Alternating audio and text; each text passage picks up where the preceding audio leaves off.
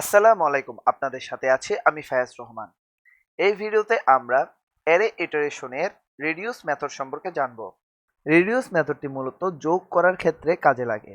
আমরা যখন for each বা কোনো কিছুকে দিয়ে যোগ করাই তখন সেটির জন্য আলাদাভাবে একটি সাম ইকুয়াল জিরো বা একটি ভ্যালুয়েবলের নাম দিয়ে একটি জিরো ইনিশিয়াল মান সেট করে দিতে হয় এবং ইনিশিয়াল মানকে ধরে মূলত ওই অবজেক্টের যে কি এর ভ্যালুটিকে দিয়ে আমি যোগ করাবো সেটির মাধ্যমে মূলত একটি একটি করে যোগ ঘটে।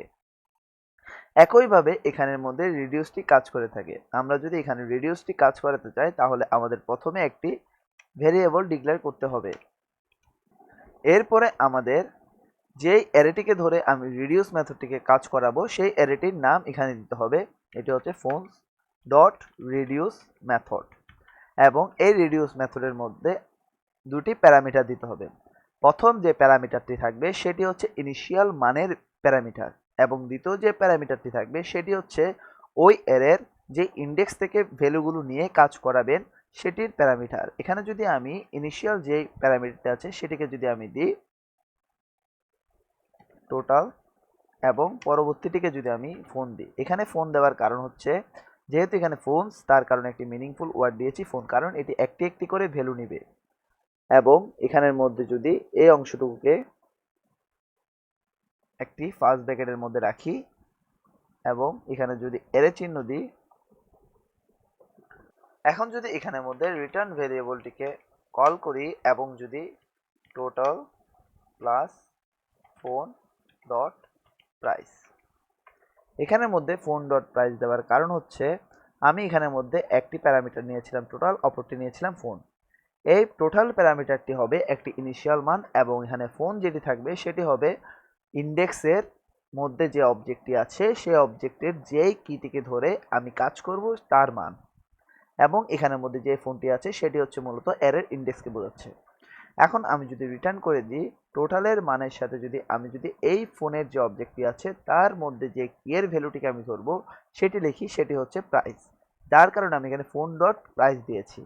এখন আমার এখানে টোটালের ইনিশিয়াল মানটি আমার জানতে হবে। এখন টোটালের ইনিশিয়াল মান জানার জন্য আমার এখানে লিখতে হবে ডট জিরো, যার কারণ হচ্ছে আমি এখানে জিরোকে ইনিশিয়াল মান হিসেবে দিয়েছি। আপনারা চাইলে এখানে 10, 20, 30 আপনাদের মতন করে যতটুকু আপনারা ইনিশিয়াল মান দিতে চান ততটুকু দিতে পারেন। আমি যেহেতু এখানে জিরো থেকে শুরু করে প্রতিটি প্রাইসটিকে টোটাল করে আমি টোটাল প্রাইস বের করব তার কারণে আমি এখানে ইনিশিয়াল মান দিয়েছি জিরো।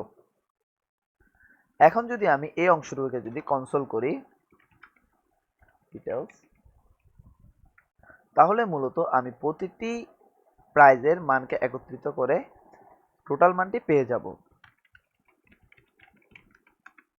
এখানে যদি আপনারা লক্ষ্য করেন তাহলে দেখতে পাবেন এখানে টোটাল মান দেওয়া রয়েছে 3,80,000।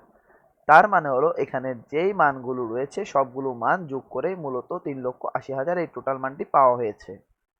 এখন যদি আমি আপনাদেরকে আরেকবার এই অংশটুকু বুঝিয়ে দিই, এই রিডিউস যে মেথডটি রয়েছে সেটি মূলত দুটি মানকে একত্রিত করে যোগ করার কাজ করে থাকে, যার মধ্যে দুটি প্যারামিটার থাকে। প্রথম যে প্যারামিটারটি থাকে সেটি হচ্ছে ইনিশিয়াল ভ্যালু এবং পরবর্তী যে প্যারামিটারটি থাকে সেটি হচ্ছে এর মানকে নিয়ে কাজ করার জন্য, এবং এর মধ্যে একটি রিটার্ন কিওয়ার্ড দিতে হয় এবং সেই কিওয়ার্ডের মাধ্যমে ইনিশিয়াল মানের সাথে মূলত ওই মানটিকে এর যে মানটি পাওয়া যায় সেই মানটিকে যোগ করা হয় এবং ইনিশিয়াল যে মানটি থাকে সেটি মূলত এখানে দিতে হয়।